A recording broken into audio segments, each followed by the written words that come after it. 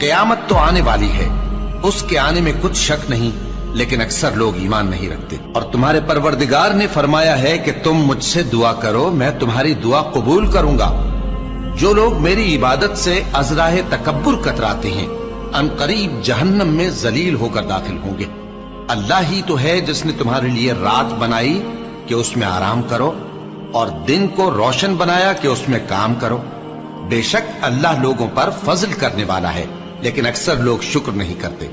یہی اللہ تمہارا پروردگار ہے جو ہر چیز کا پیدا کرنے والا ہے، اس کے سوا کوئی معبود نہیں، پھر تم کہاں سے بھٹکائے جاتے ہو؟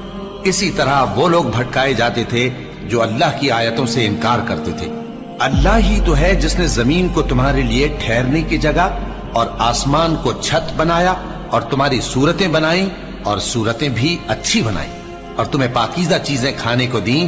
یہی اللہ تمہارا پروردگار ہے، سو اللہ رب العالمین بہت ہی بابرکت ہے۔